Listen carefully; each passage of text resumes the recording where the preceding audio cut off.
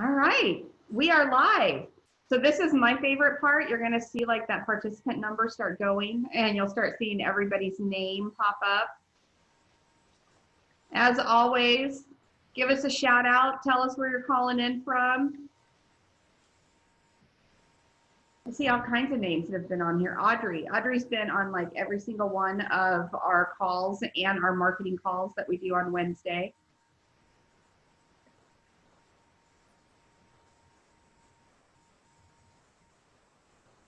So it's been, I just love this. The numbers just keep rolling along. It's like my favorite thing of the week.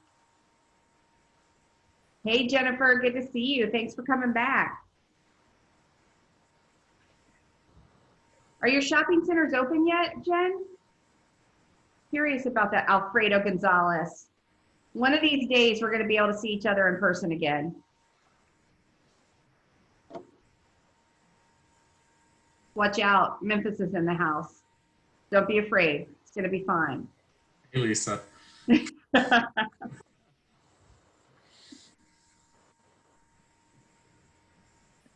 Awesome, Jen. Glad to hear that most all of the shopping centers are reopened. That's awesome.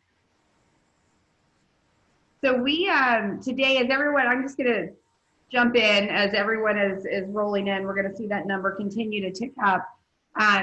We have been doing these. For those that might be a first time on the call, I'm Sherry, the Vice President of Connect Travel. And we wanted to somehow stay engaged and keep the industry engaged as we were going through quarantines and pauses and, hey, what are we going to do next and how are we going to recover? So we started doing these webinars at the end of March, and I think we're on our 11th or 12th one now. And we've covered topics from receptive tour operators to international tour operators to marketing with Brand USA, airlines and air route developers. And as we started getting into domestic tour operators, the questions really were coming strong and consistently about student tours. And what does that look like, and what does the future look like? So very excited that we called in a couple of experts and a couple of very established friends. I refuse to say old. Established friends of mine. So kind. That's very nice. Thank you. So we can have a great conversation about what that means and what it looks like for student tours. I know that we have lots of questions that came in prior to this, so we're going to try to get to all of them like always. And before we start, as always, I should thank our sponsor, which is Betsy Cooper with Tour Operator Land. She has sponsored all of our webinars, and it's very kind of her. If you aren't using Tour Operator Land, either as a buyer or a supplier, and want to know more about it, it's an amazing tool for itineraries and royalty-free photos. It's a great planning tool, gets you in front of a huge database. Contact Betsy at touroperatorland.com. I'm sure she'll be happy to go through and answer any of your questions for you.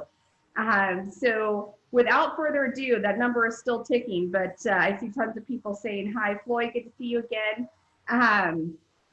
I'm going to jump in with our operators, and I know most of you know them, but just in case, Brian Cole, owner and CEO of Super Holiday Tours. Thank you for being here, my friend.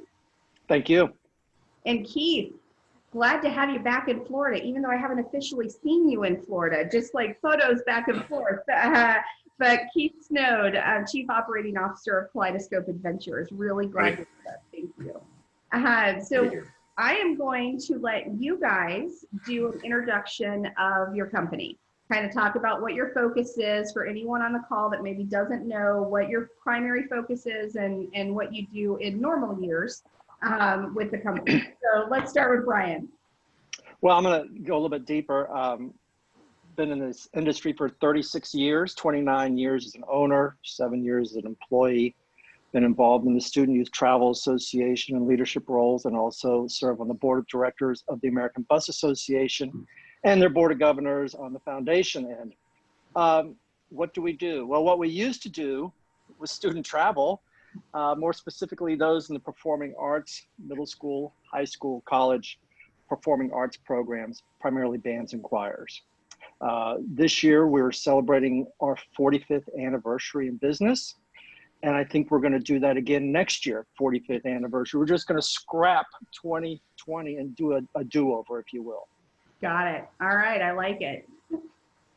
So you just get to celebrate a birthday twice, which is awesome. Keith, go ahead. So I'm with Kaleidoscope Adventures, and the same. Student tours is what we were doing. Now we're being creative on how we stretch that student word. And look at different opportunities, obviously, for the future. But we still have some groups that are working on planning and working on travel still. So that's good. That's the good news right now.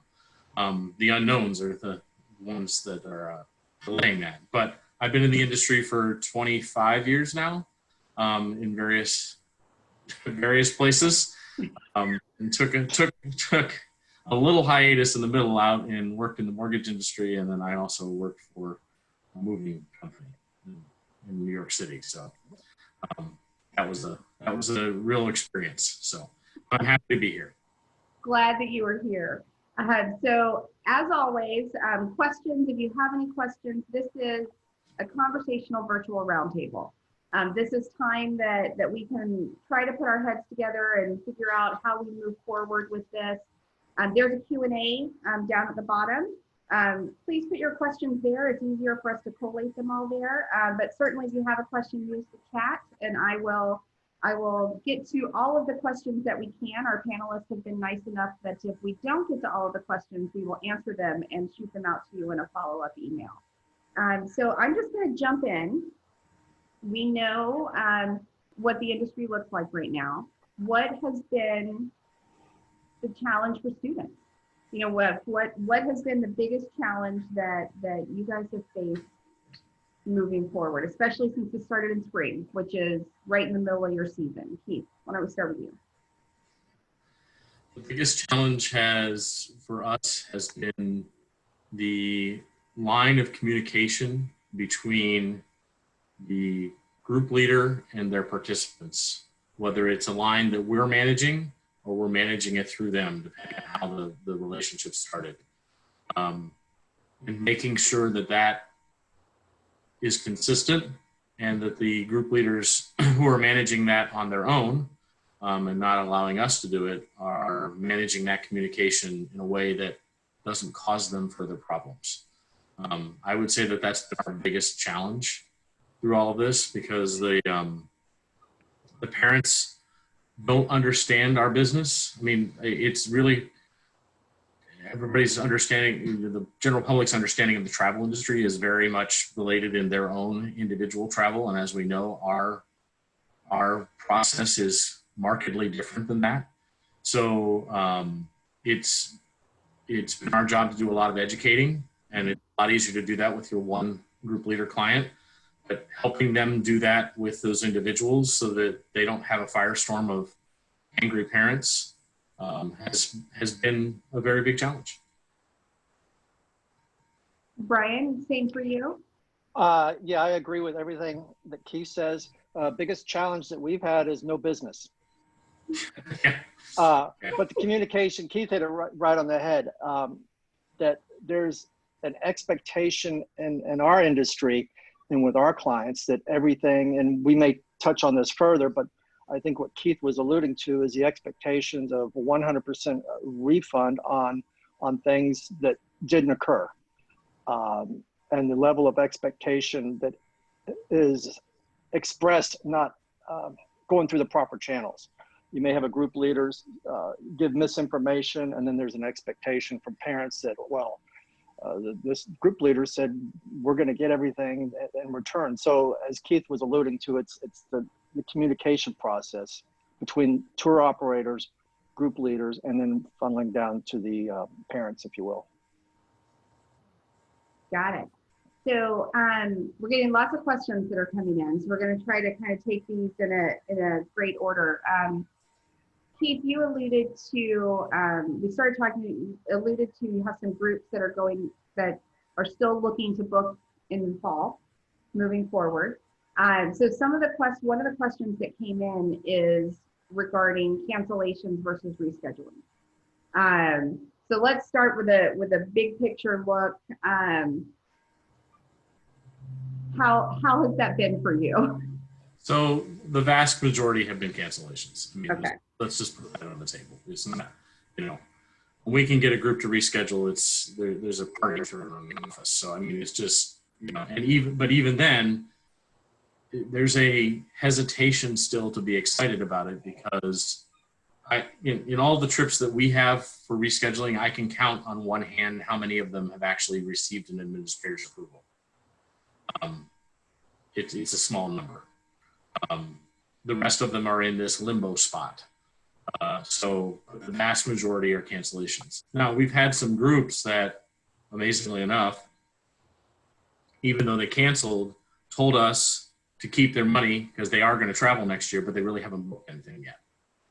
We had a small handful of groups that did that, which was very shocking to us to have anybody tell us to keep their money. But, that's also people that have been with us for years. So the vast majority are in the cancellation column. It's has a similar. Understandable.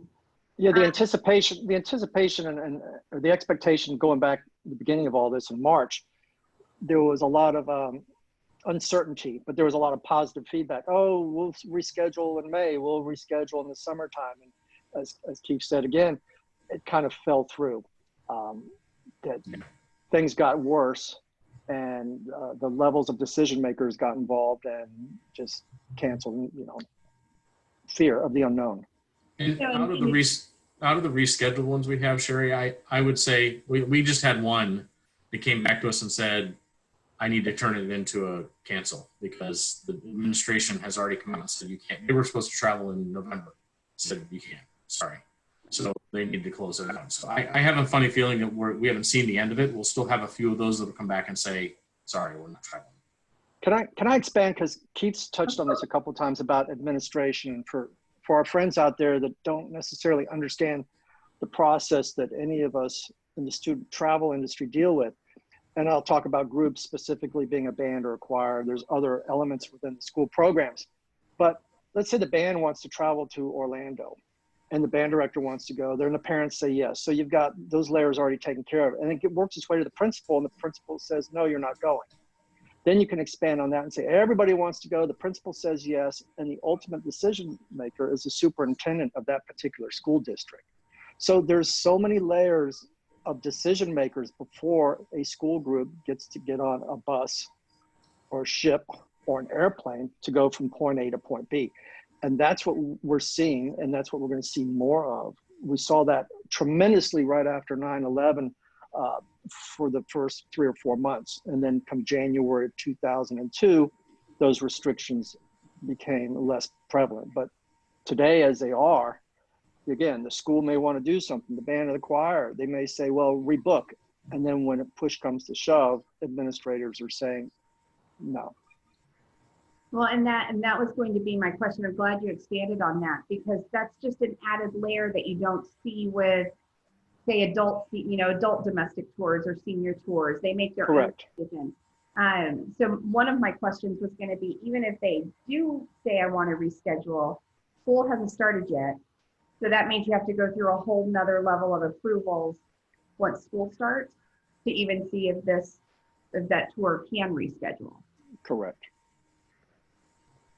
A lot of those, the other part of that's going to delay that even more this fall is because there are a vast majority of the states have not come out with even recommendations to the school districts as to what they can do for opening up in the fall. I mean, and to be honest, travel is very far down the list of the things that they're talking about. They're trying to get the school building open and make sure that they get students in the door. That's their first priority, and there are a lot of states that haven't even issued guidance on how that's going to happen yet.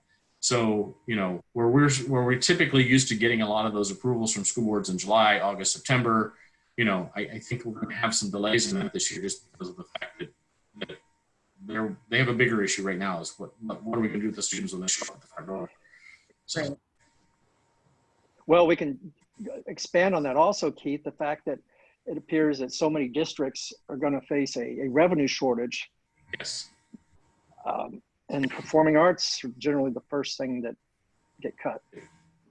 Which is the largest contingent of students that travel for what we do. I mean, there's a big education contingent, but if, you know, they don't have money for things like that, they're not going to have money for extracurricular activities like science club and things like that either. So it's going to be very interesting how that pans out. Right. And I think, you know, on our prep call, we were talking about, yes, we know these things are going to happen at the school level, and we're waiting to see exactly what that looks like. And one of the options might be the group, or might decide to travel on their own outside of school.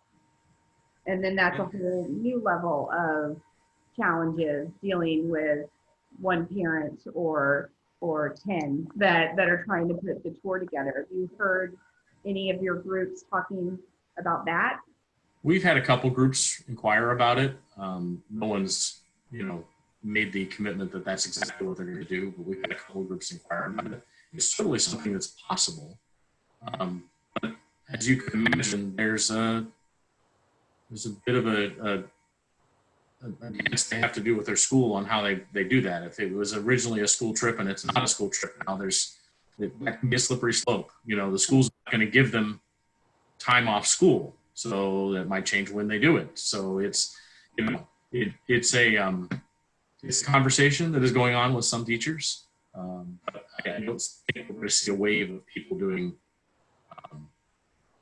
independent trips. What I do think, though, is if some of the, especially on the performing side, is that if some of the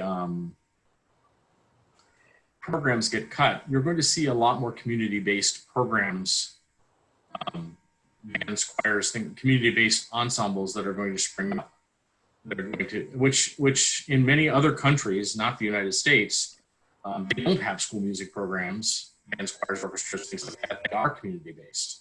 So I think that if programs in many areas get cut, you will see some resurgence of that community-focused group. So, what's interesting is when we talked with receptive tour operators right out of the gate, and we started talking about, you know, international visitors aren't coming in. What are you guys doing? Are you going to reinvent yourself? And basically some of the receptive tour operators said, yes, we're looking at populations within our own city, and we're going to create day tours or you know, events within driving distance of the area. Are you looking at different types of tours, different types of programs? You talked about community, coming back into the community. Both of you are in Orlando. You know, are there things you're looking at, you know, within a short drive distance that you will do rather than some of the typical bowl games or competitions? Brian? I think you're going to see that. I was at a SCAL event the other night, and some of the industry folks were talking about, not necessarily in Central Florida, but there's other communities that have been offering substantial savings for a staycation or a short drive to bring the family into XYZ destination and the attractions and the hotels. I think that that's a possibility. There's just so much unknown in our industry for student group travel. How many are going to fit on a motor coach? What's the capacity going to be? What, you know, we started seeing this several years ago where more and more student groups would travel within a 6 to 8 hour radius of where they live and make it a shorter trip. We may see more of that, but there's still a lot of unknowns. Will it be a bunch of parents in minivans coming to Central Florida or to Nashville or Atlanta or other places, you know? and Sharon, we touched on this yesterday when we talked. I think part of the decision-making process for where a group goes is going to be much different moving forward, and what places we're looking at based on, they're going to be very interested in risk. And I'm not just talking about the risk from a safety and security standpoint, which is something everybody's concerned about, you know, the health standpoint. But I think they're also going to be very interested in destinations that are going to be a little bit more flexible with them in terms of if something like this happened again, how are we going to cancel it? You know, and if it's going to be a destination that's going to have a lot more stringent policies, and hotels are going to be really stringent, things like that, the groups are not going to be as interested in you know, that's going to be part of the discussion point, especially for teachers who have gotten beaten up, parent calls and things like that. They don't want to go through that again, so they're going to do everything they can to avoid it. So let's talk about that. Let's expand on that for just a minute, because one of the things that's consistent that we get through all of these calls is how people can help you. You know, as you're going, okay, we've rescheduled, we've canceled, now we're looking to next season and we're trying to plan what that's going to look like. What do you need from people? You know, you touched on it. One of the questions specifically is Free. Severely discounted, yeah. What margin? Realistically, what do you need?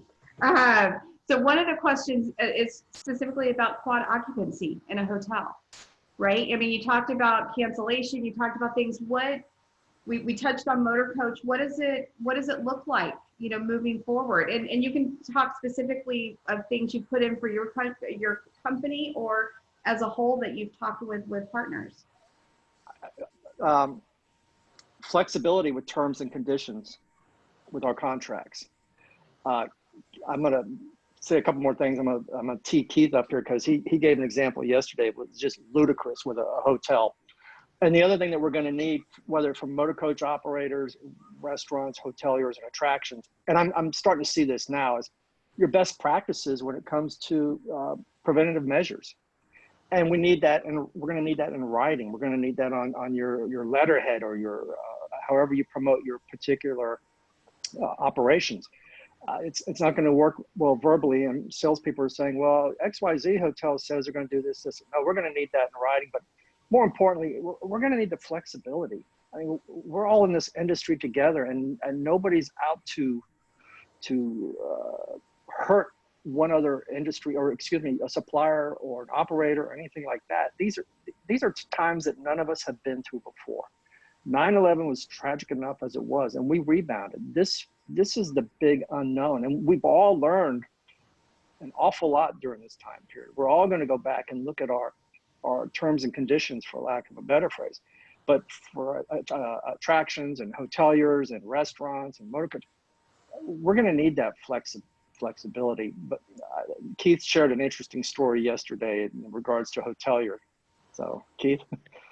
So, I mean, we had a group that's booking for next spring, and they came with a 120-day cancellation policy. And they also, Brian and I and Sherry, we had this conversation yesterday about the fact that during this whole crisis, we really made a point to not approach our suppliers with, you have to do this.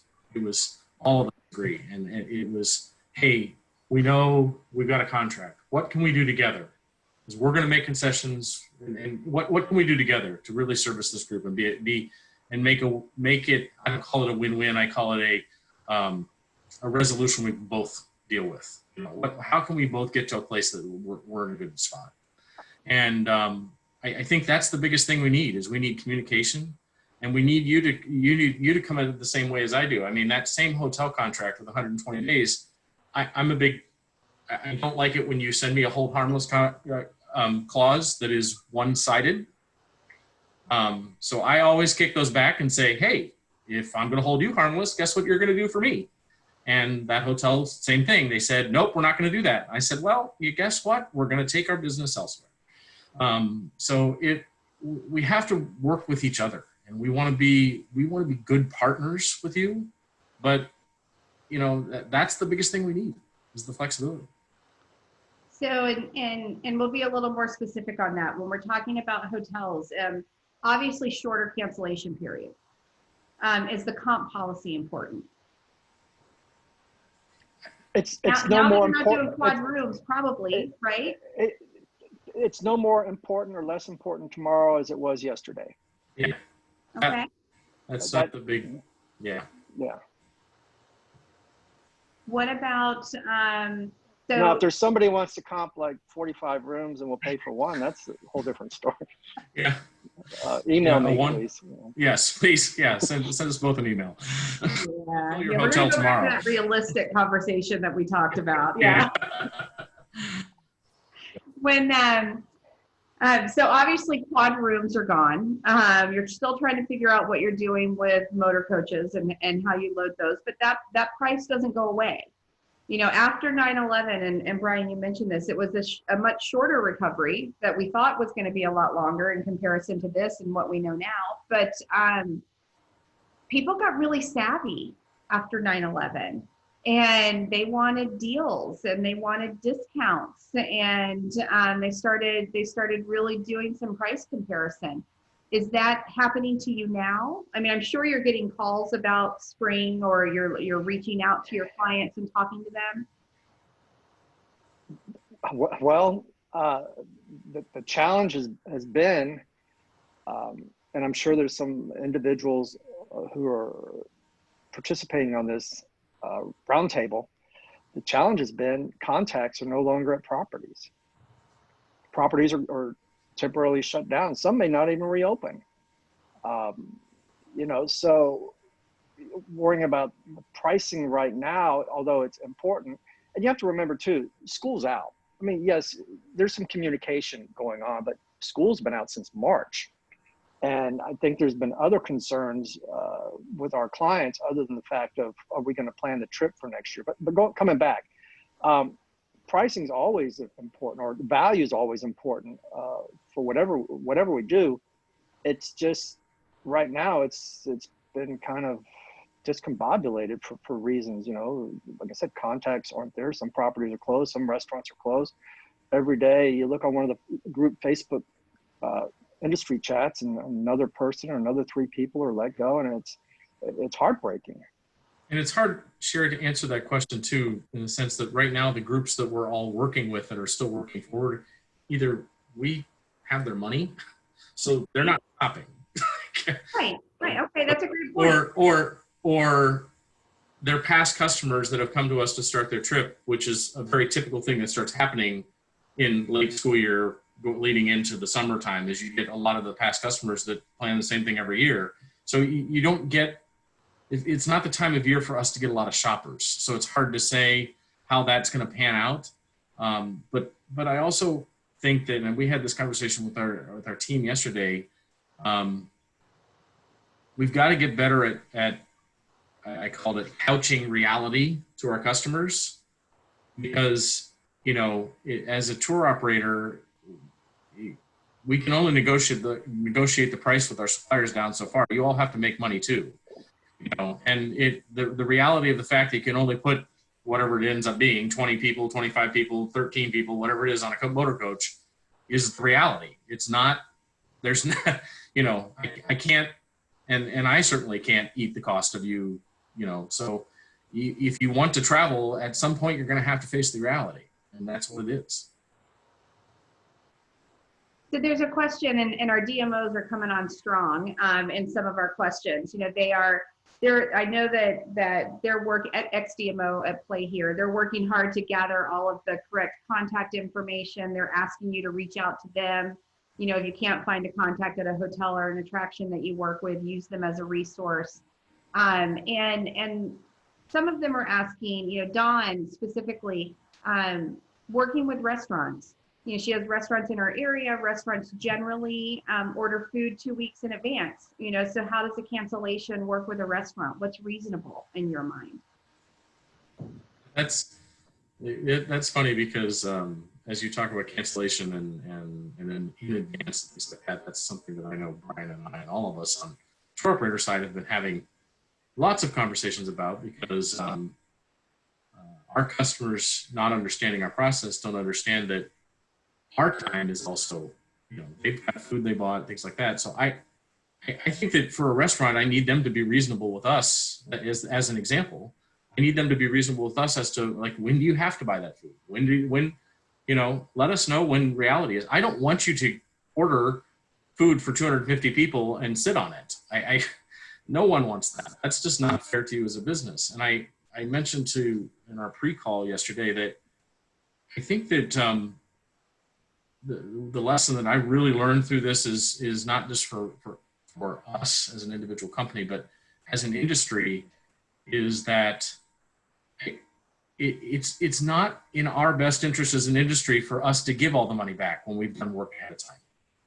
It's not in our best interest to do that, because what we have done is we have devalued our service. We have devalued the work that we do. And for us to go back and say it's acceptable for us to do all this work and do it for free is not right. It's just not right. And so whereas I applaud people that have the wherewithal to give all the money back, I also think that it's not doing us a service as an industry to say the knowledge and expertise and the hard work that we put in on behalf of the people that we work for is free, because it's not. So I think that I certainly, and I know Brian shares this because we talked about it yesterday, is that I'm not looking for you to bend over backwards with the cancellation policy. I want you to communicate with me as to what you need, and let's find a reasonable place that both of us can agree to. That's what I'm looking for. I think that's a great message, and it's a great message for everyone on the call and DMOs to take back to their partners and share with them that, clearly communication has to be open right now. Brian, you were going to say something. The example with the restaurant is really poignant, but the reality is this is an anomaly.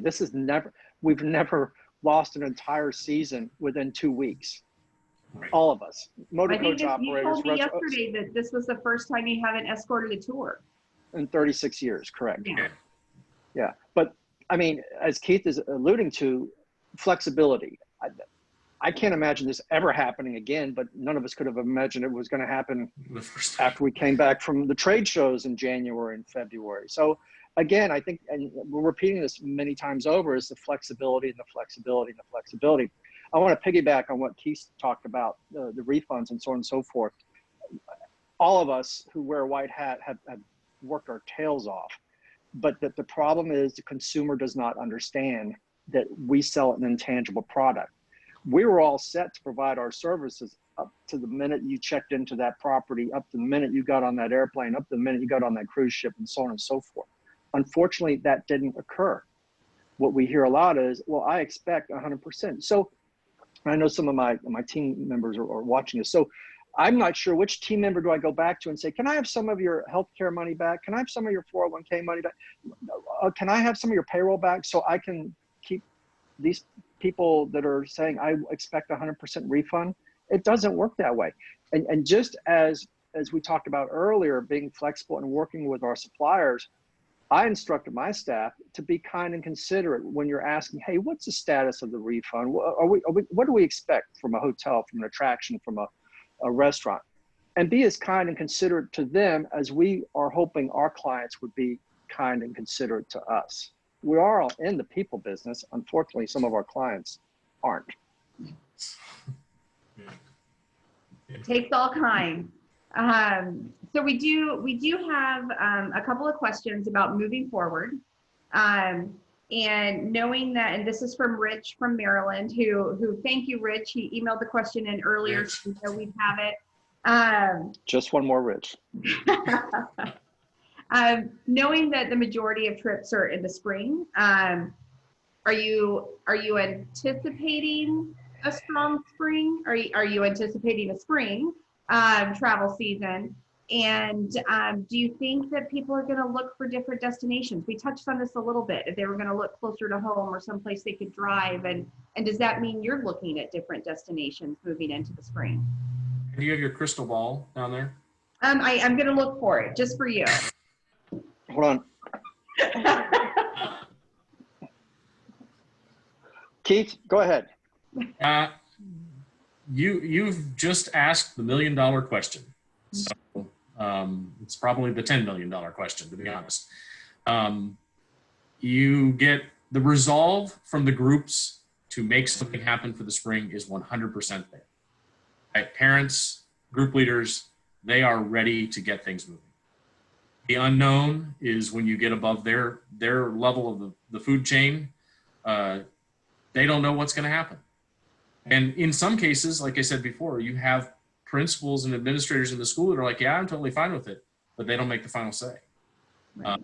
So it's very much, it's in their hands. I have, to date, the groups that have started booking with us have not changed their destination plans a ton. We've had a few groups that have asked about some different destinations than they normally would. But we've also been preparing for the fact that closer in destinations, because I anticipate that some of the states are going to come back with a mandate that they can only travel, if they can travel, it will be within a certain radius. It won't be, it might be within the same state. Pennsylvania came out with their state recommendations, and they've already recommended that groups only travel within their local area. Now, it's a recommendation from the state, and each district has to make their own decision. So that's not a edict yet. So, Brian, I'm sure you have lots to share there too. I was thinking about going down the path a little bit further, and I'm sure the DMOs are already working on this, and the CVBs. I'm not sure about Central Florida. I haven't seen anything, but they need to invest. The industry needs to invest and say, we're here, we're open for business. I remember NYC did that, several months after the tragedy in New York, after 9/11. The communities need to invest, the hospitality industry needs to invest, and everybody in that community needs to be a partner. And they need to get the word out, and they need to blanket everything, all the media, all the trade magazines, all the specific niches in our market for student travel, and let people know we're here. So Rich had a two-parter. So that's an excellent message, and something that I know many of the DMOs are working on, and just conversations that I've had trying to figure out what that marketing message is and when it's time to send it. And I'm going to come back to that question in a minute. Even before school was out, as things were still happening, inauguration, there's a little election happening. We're not going to talk politics, but there is an election happening this year, and generally a lot of trips to the inauguration at the first of the year. Have you had any inquiries about that, or are you thinking about it at all? The way that, the short version, the way that works, depending upon which party wins, then the states work with that, and you usually get an invitation, a school or a college program from each state in the past. It's not something that you apply for, or a performance at a theme park or something like that. It's probably a who do you know and who's going to put. Very politically motivated. It's politically motivated, yeah. It's a double-edged sword, taking a band to the inauguration. I personally have not escorted a group there, but staff has over the years. There's a lot of hurry up and wait, hurry up and wait, hurry up and wait. Yes. And it's snowing and it's cold and it's rainy, and we got to do that, and there are only 2 people in the presidential grandstand.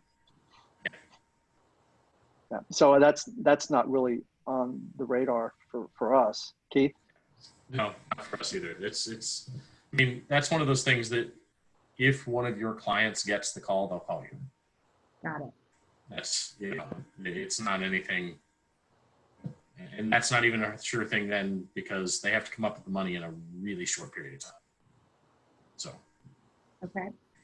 So I told you I was going to circle back to a question when we started talking about the messaging, and another crystal ball question. When's the right time? I think DMOs, attractions, everyone's struggling with, should I be selling to you right now?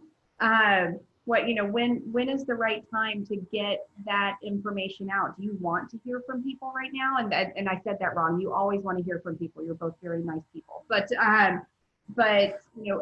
it the time to be getting calls, and your staff to be getting calls about sales right now? You mentioned you might be looking at some different destinations. It never hurts to have the information. As we all know, unfortunately, the CIDA conference had to be postponed or canceled for this year. It doesn't mean that our suppliers and our operators are going away, but we still need that information. And there's some destinations that are setting up, what's the word I'm looking for? Zoom meetings, but with 3 or 4 attractions or restaurants So there's already a process that's taking place, and I want to see my partners. I miss them. I'm going to miss them this summer. Lord knows when I'm going to see them all again. And I want to see them, and I want to know how they're doing. And then I also want to know what their pricing is in that order. Right. Yes. I agree. I don't have anything to add to that. Absolutely.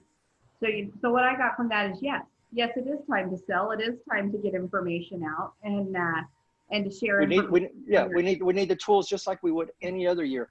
That's right. And there's so we need many. a more. We're plugging away, but we're in a dark tunnel.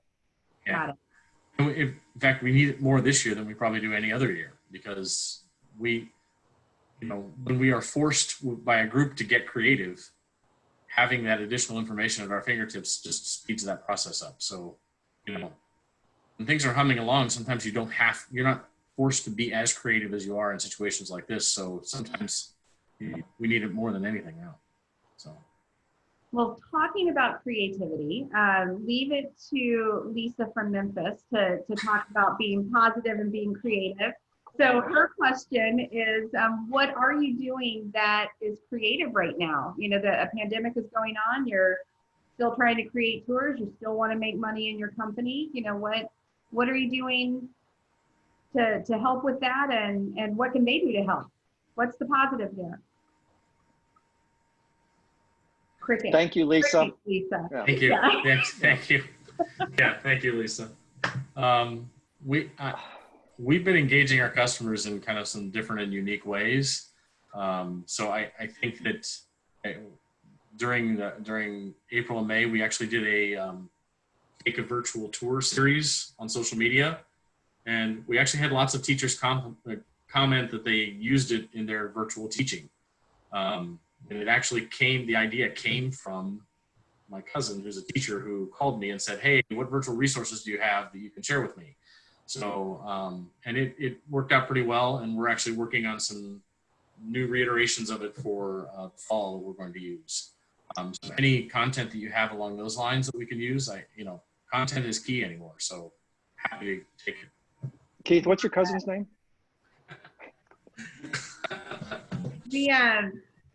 As I've talked with suppliers throughout the industry, they're trying to create virtual fam trips or virtual site inspections and, virtual things to do in their destination. So it sounds like, they were creating them to use with their operators to train them, but I think it's great that you're using them to sell with your clients. Right.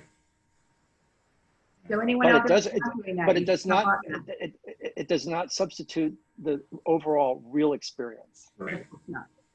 Right. But if it helps you sell, if it helps you're right. No, it motivates. Yeah. It sounds like I want to go there. I want to see that for my own. I want Right. to touch that. I want to smell that. Yes. Right. And then, I think the biggest thing and this also falls into what you can do to help, we talked about it before, is as you come out with the information that your venue or your location is using from a health and safety standpoint, that you're updating. Having that at our fingertips, because the clients are going to, and writing it in a way that we don't have to replicate it to send it to our clients. I guess that would be, for me, a very positive thing that could come out of this, is being able to just take something from one of our suppliers and send it to one of our clients and know that it's the information they need. We want to be proactive to our clients because we know they're going to ask. Yep. It sounds like we're talking about a toolkit. A toolkit that Yes. a hotel or a destination or an attraction, a motor coach company can provide for you, that you can use to sell to your clients, to have on your website, anything like that. Well, I venture to say everybody's going to have the same best practices, Right. whether you're a hotel or, there's going to be some anomalies, for lack of a better phrase, but we need that. We need that in writing from XYZ property, from XYZ restaurant, that we can pass on, even though we know that there's going to be a great deal of similarities. We just need to make sure that if we have clients going to a particular restaurant, what is their policy? What are they doing to maintain cleanliness and avoiding the virus, or what are they doing to maintain their establishment? How are their servers? We all know the answer to that. We all expect that, but our clients are going to need that in writing. I mean, and to Lisa's question about positivity, I think we all deep down know that we're going to be back to business. It's just a matter of time and dealing with the unknowns in between that time. I mean, I think the negativity comes from, and Brian hit this on the head yesterday, is the long-term customers, the relationships that we've had where you get that comment that you're not doing anything, or and you get the Facebook post or the BBB, review or whatever. That's the thing that has gotten all of us down. And it's not the fact that we think that there's going to be no business in the future. I think we all know there's going to be business in the future. It's going to come. The thing right now is just all of us, Brian, myself, all of us on the tour operator side, and you guys have been dealing with it on the supplier side too in a different way. But we kind of get it in a double barrel sense. That we get it sometimes from the administration and the directors, who overwhelmingly have been very good, but every once in a while from them. But then you also get it from the parents and the individuals on the trip too. So it takes a toll on you after a while, and having to rise out of that to be positive and know, you know what, we're okay, we're moving forward. It's taken a lot of energy. So exactly, and I know that Keith's team has dealt with the same situations that I have, and my staff is loyal and dedicated to the umpteenth part. But when they're attacked personally and professionally, our clients don't know their personal story. They don't know their personal life. And to watch what they've gone through, or to watch reviews as an owner of a business that we've run a clean shop since day one, the fact that we're attacked in a way, and we can't really engage. It doesn't do us any good to engage on social media. It's different if the client is upset because the eggs were runny or the bacon was dry. You can sympathize with that, but to personally attack a business and the employees on a personal basis, that's the thing that's extremely disheartening. And some of them are friends and some of them aren't friends in terms of customers. I think the biggest thing we're going to have to do is educate our clients that this is a business. There's some that assume that, well, after we travel, then you get paid by a hotel, and then you get paid by it doesn't work that way. And it's probably our fault by not educating them sooner than later. Understood. So speaking, we talked about social media for a little bit. Obviously you're not engaging in any of those negative comments, but is it something that if you have a tour running or you're going to a destination, is there a way that your supplier partners can help promote you? I mean, it's just a thought. It's throwing it out there for conversation. Is it something that they can promote your business as you're getting information out there, as you're trying to generate that business? Is there anything they can do like that? List you on their website, push information out? Listen, I know there's a lot of our friends out there, and they adore Keith, and they adore myself, and they adore all of our operators. I don't know if it would be in their best interest to sort out one particular company, because they're bringing 5 groups to their destination, and somebody else is bringing 1, and they get listed on the website. I think going back, giving us the information that we need. I like what Keith mentioned that he was doing over there at his company with the virtual tours. Perhaps we need more of that to assist. We're all partners here. We're an extension of a destination. We're an outside sales agent for that particular destination. So we need the tools that they would be given to their salespeople in-house, or who are going to the conventions and promoting their destination. Treat us in the same way. Give us the tools and the resources that you give internally. And I agree with Brian. I don't think that having a partner, a supplier partner say, oh yeah, I'm going to promote this tour operator over another helps anybody, including that supplier. but I think the biggest thing that as a supplier you can do, because I think that we're all going to be under more scrutiny, is make sure that you shore up your team and your communication. Because I can't tell you how many times this spring, and I haven't asked Brian this question, but I can guarantee he's going to resonate with it. The statement is that we've had a conversation we've had with you as our point of contact, and a parent or a director has called your property and talked to someone else there and gotten a totally different answer and gotten a totally different response to something. And are you alluding to refunds? Well, I'm not alluding to refunds, but what I'm doing is I'm taking that to, as we move forward, I think we are going to be under more scrutiny. People are going to check out what we're giving to them.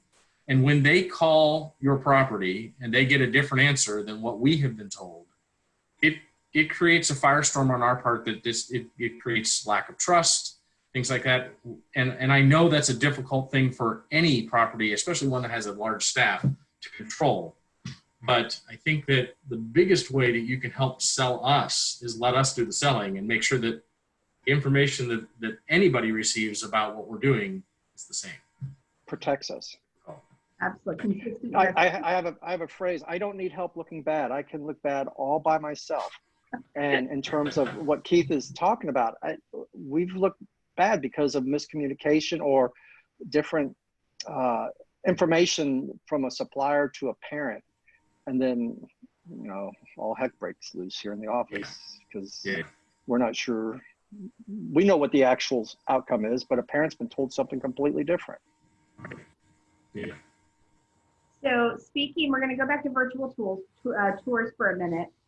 We've talked a lot about that, and Cheryl Ellis, thank you for the question, is what's the preferred link? If you're looking at a virtual tour, I mean, I don't think you want to sit down for an hour, but we love our destinations. You guys know, when I was with Florida and Visit Tampa Bay, love those destinations. I'll talk to you about them forever. So what's the optimum link? This is for the younger generation that's out there that know all about attention deficit and how a fast-paced, high-energy video appears. And I believe, from what I've heard, it's about 2 minutes, a minute and a half. Boom, boom, boom, boom, boom, boom, boom. We've sat through the breakfasts and the lunches, and thank you to all the sponsors over the years that have done that. And many times we understand the message because we're looking to buy it, but to promote that to our clients, I think it needs to be condensed. I agree. 2 minutes is a good number. With at the end of that 2 minutes, an opportunity that if you have a resource that lets them dive deeper, let them make that choice. And what we learned with the virtual tours is, we had to kind of lead with something short, and then if they wanted to go deeper, they did. So. But here's the other thing. If this is an idea that some of the folks on the call are going to pick up on, don't put at the end of the video, contact us for additional information. I mean, if we're going to use that as a promotional, it's going to do a disservice if all the information, and we pass it on to our potential clients at XYZ destination, and the end of the video, which is a really uplifting, high-powered energy. And for additional information on how you can visit our destination, contact us at blah, blah, blah. We've shot ourselves in the foot. Well, and that's a great point, because that's the videos we've always produced, right? And that's, you always have that tagline at the end, but that if we're producing it for you to use, it's almost like we're white labeling. So it's great. That's a really good point to share. I don't know if you want to call out certain types of hotel chains or companies, but Floyd has a great question. And from a DMO point of view, you want to steer your partners to who's doing it right. So are there any small, large hotel companies that are working with you better than others, that are being more flexible, that people can use as a guide when they're creating their own program? Next. Yeah. I don't know if there's a real really not anybody doing a better job than others. More specific. I don't know that there's a real rhyme or reason to it at all. I feel like overall everybody's been pretty great to work with. Now you want to talk about the airlines? That's a different story. Yeah. We could have a whole call on that. Yeah. So I don't know. I'm going to go back to what we talked about, partnership and flexibility. I think 75%, 80% of our suppliers have worked with us and given us the information and the expectation of down the road, we will see something. We're like a lot of other companies out there. We've fronted money up front based on relationships and people saying, yes, we're going to refund you X number of dollars for this dinner cruise that didn't take place, or this attraction, or this hotel. So we're kind of in a limbo here that, okay, we've refunded more than we brought in, and we're waiting on additional funds. But overall, the industry as a whole has done an outstanding job. That is excellent to hear. So I knew that this was going to go fast. We have like 4 minutes left. I mean, this hour runs by so quickly when we start this conversation. So this is my softball question that I ask when at all of these. When we can get out and start traveling again, where do you want to go? What's on your bucket list, Keith? Ooh, golly. I want to go back and see my friends in New York. So that's bet. True. Yeah. So we were planning on going to the Tony Awards this year. Obviously, we are not. So or didn't. So we'd love to get back to New York. That's all right. What about UBC? I just want to go anywhere because I know there's a lot of friends out there representing different communities, and anywhere that would take me. Anywhere. Like I said, well, usually this time of year, well, let me back up. We had a Zoom meeting with the staff recently. I said, we had a great season. I don't know what happened, but it was great. We survived. And normally I'm still out with groups twice a month. So I just need to go somewhere. I've been to the Tonys. It's a great experience, Keith. Yeah. Well, I've been before too. We were going. That's right. We were there together. Yeah, that's right. Yeah, I was gonna say, and but I we went to St. Augustine this past week just for a couple nights. Just because I'm like Brian, I hadn't got out of the house. It was driving me nuts. Beautiful. So we have about 3 minutes left, and I'd love to hear some final thoughts from you.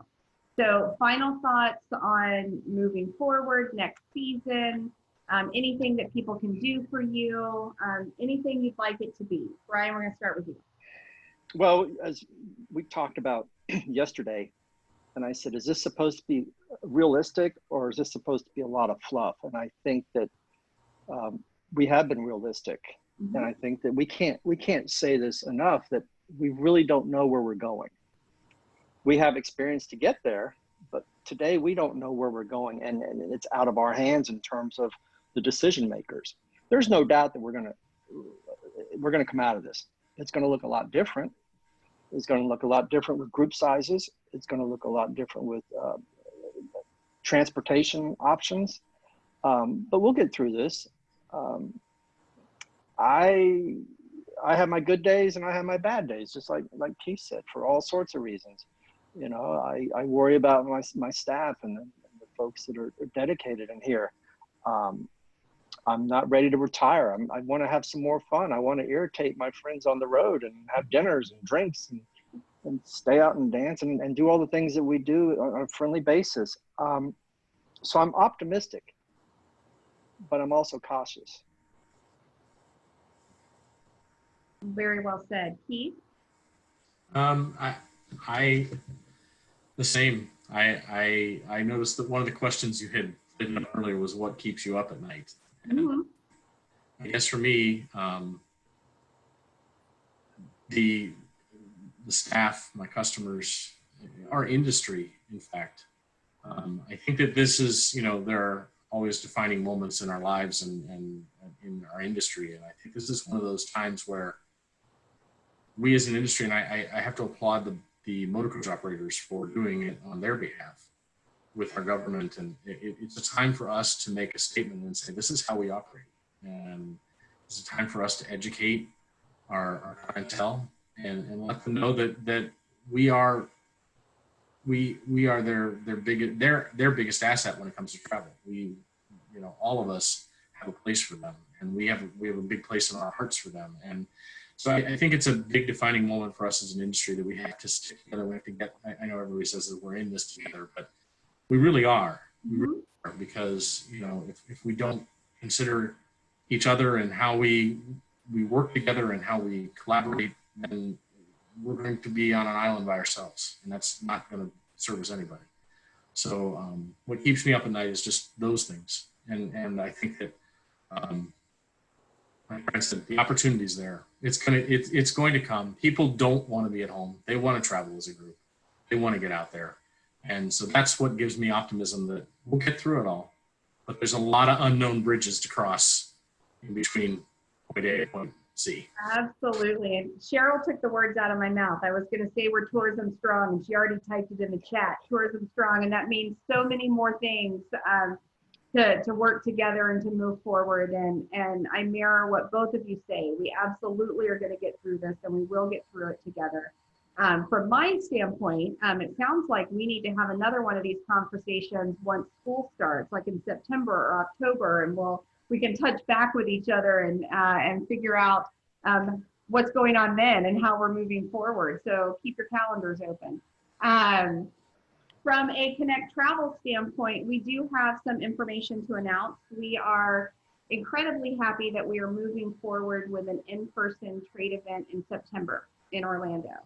So September 8th through the 10th, we will be in Orlando for a domestic show, meeting face-to-face.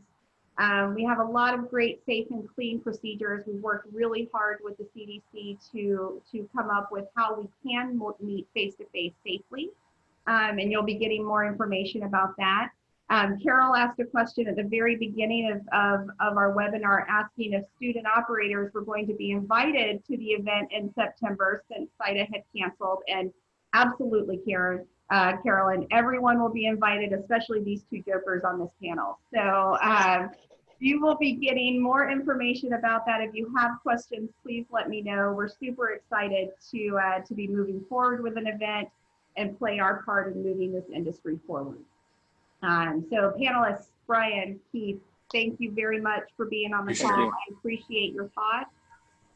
Tune back in with us next week. We're going to change it up a little bit, and we're going to be talking with our cohorts on the supplier side, DMOs, attractions. We're going to tackle that question of when's the right time to market and sell, and kind of see what everyone else is doing so we can get a collective moving forward.